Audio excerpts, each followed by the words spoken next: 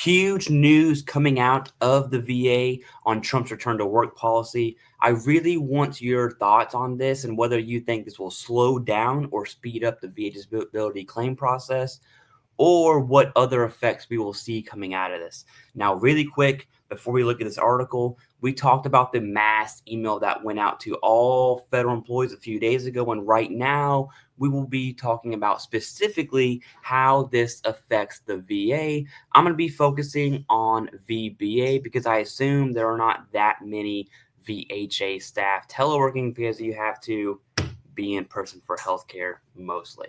So anyways, here we go. VA announces return to in-person policy. This came out February 3rd, which was, as I'm recording this, yesterday. So the Department of Veteran Affairs today announced its return to in-person work policy, which states eligible employees must work full-time at their respective duty stations unless excused due to a disability, qualifying medical condition, or other compelling reason. All right. More than 20% of VA's more than 479,000 employees, and for some reason, I really believe that this is VBA staff, personally. Now, if someone works at the VA and they can kind of correct that, that'd be great. But more than 20% of those employees currently have telework or remote work arrangements as part of the new policy. Here we go. We have a few bullet points that we're going to read.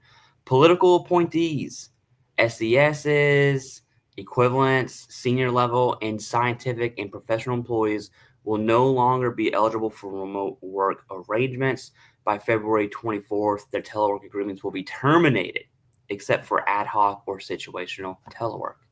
All right. This right here is a code. As if you're a federal employee and you use your time card system, the ad hoc and situational telework is a code that you can add to your time card.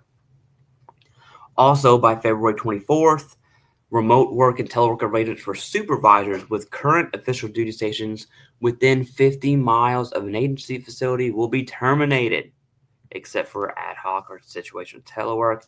By April 28th, and this is probably the biggest issue here, remote work and telework arrangements for non-bargaining unit employees with current official duty stations within 50 miles of an agency facility will be terminated.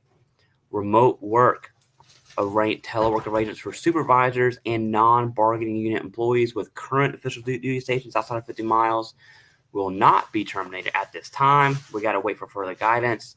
Return to in-person work requirements for bargaining unit employees will be announced, and then VA's policy allows exceptions for arrangements approved for employee as a reasonable accommodation due to a disability, a qualifying medical condition. Exceptions may also be allowed for military spouses with permanent change of station orders. This last part I really like. Anyways, that's all I got. I'm obviously busy this weekend, so let me know your thoughts on that one. Returning back to work. What do you think about telework? Do you like it? Do you think the VA should be working from their office? And what effects do you think this has on the VBA?